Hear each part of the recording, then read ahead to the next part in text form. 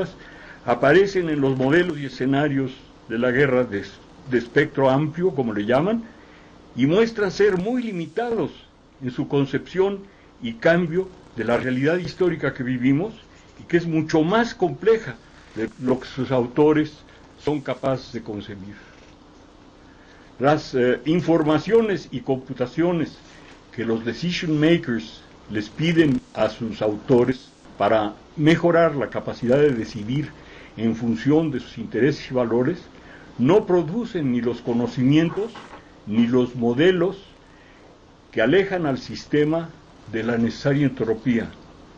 Así, en la reciente crisis inmobiliaria, las megaempresas alcanzaron algo que cualquier matemático casi dice que es imposible, pues alcanzaron un control de riesgos total. ¿Cómo? Consistió en transferir los efectos de la crisis a los taxpayers y a las naciones periféricas, y en subsidiar por la vía gubernamental a las propias megaempresas que habían generado la crisis,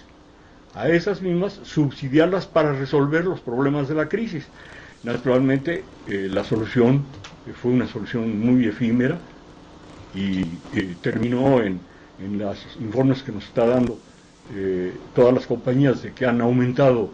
la tasa de utilidades en forma increíble, y al mismo tiempo que está aumentando y continúa profundizándose la crisis. En medio de la gran seguridad y expertise, ¿verdad?, con que se presentaron las supuestas soluciones a la crisis, las ciencias y tecnociencias del sistema sufrieron el descalabro del llamado preceptón, que a mí me interesó porque es un descalabro en que la red neuronal, que se creyó capaz de clasificar todo, después de un gran esfuerzo y ante su innegable fracaso, surgieron las siguientes preguntas. ¿Qué puede hacer un preceptón? ¿Qué no puede hacer?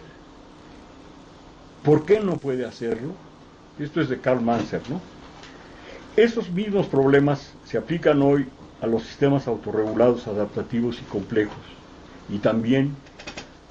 a los sistemas que en un momento de su evolución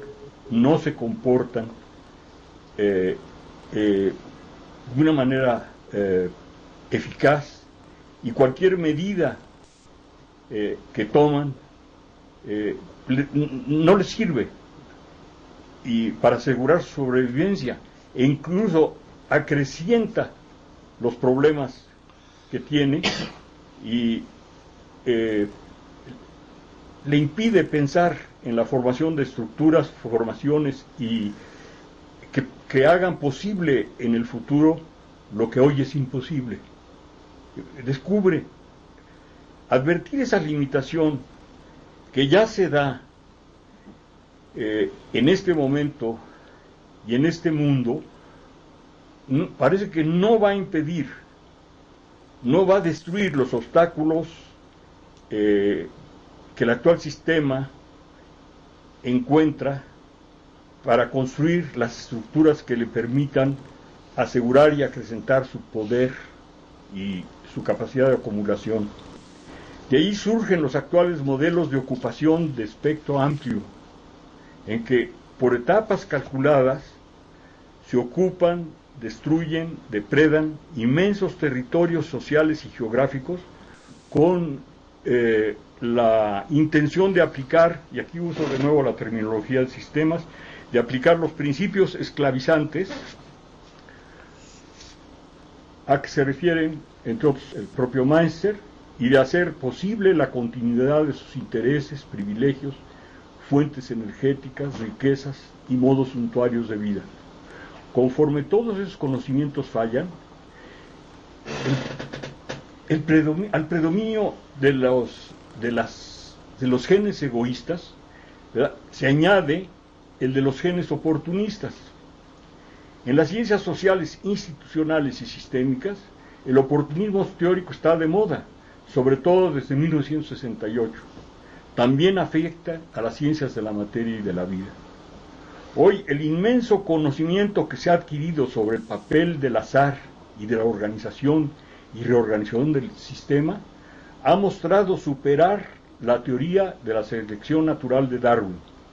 Pero la superación solo se usa en lo que es útil. Cuando no lo es, se vuelve a la vieja teoría darwiniana que nuevamente se invoca para justificar y tener por científicas la política de la eliminación de los más débiles. Así conduzcan en menos de 4 décadas a un genocidio de 1.700 millones de pobres. Si la pobreza se define con la modestia que este fenómeno ha sido definida, como que deja de existir cuando una persona existe, cuando una persona gana menos de $1, y después ya no. Pero entonces, si consideramos que de $1 para arriba se van a salvar todos, pues 1.700 millones tendrían que ser, sí son inservibles, inútiles, están quemando los bosques, están usando el agua, ocupando espacios que se pueden manejar con más eficacia. Pero la cantidad aumenta a 3.000 millones de pobres si el falso indicador aumenta a no menos falso, por el que dejan de ser considerados como pobres los que ganan $2 diarios. Entonces ya el que gana $2 ya no es pobre. Otros factores iguales, y añadiendo a la supuesta ley de la selección de las especies, la no menos falsa y disconfirmada, que atribuye los actuales problemas del mundo a una población sobrante, responsabilizada de romper el equilibrio natural del sistema, lo que se está racionalizando es la eliminación indirecta o directa, central o lateral, de una inmensa población de la Tierra. Confirmar esta deducción como un crimen mayúsculo contra la humanidad solo se logra por los genes altruistas, que han tratado de comprobar numerosos críticos del sistema de dominación reinante, haciendo públicos los documentos oficiales que ponen al desnudo la eliminación de niños, jóvenes y pueblos enteros en los modelos que Estados Unidos aplicó y aplica en Irak y en Afganistán, y que un vocero del Pentágono expresa y públicamente afirmó que se están aplicando en México. El grave problema no solo ha sido hecho público por los internets de la libre información calificados de hackers, sino por los grandes periodistas y analistas y por numerosos movimientos alternativos y pacíficos,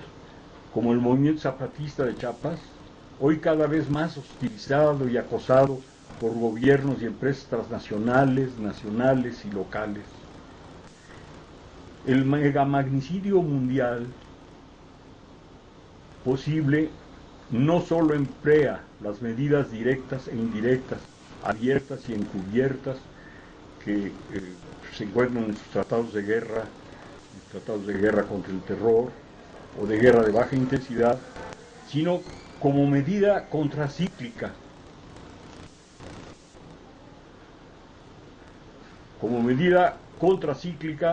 de ese capitalismo que a la vez construye y destruye, al que se refirió Schumpeter, y que hoy destruye cada vez más con las megaempresas extractivas y agroindustriales, cuyos efectos laterales en gran medida son el hambre, la sed, la insalubridad, el desempleo y la criminalización de todo eso, y de las salidas que buscan los pobres de la tierra en sus propios países y en los metropolitanos, en los que se levantan murallas y crecen las xenofobias, así como las más extrañas formas, las más raras formas de un neonazismo democrático, electoral y parlamentario. Es una combinación verdaderamente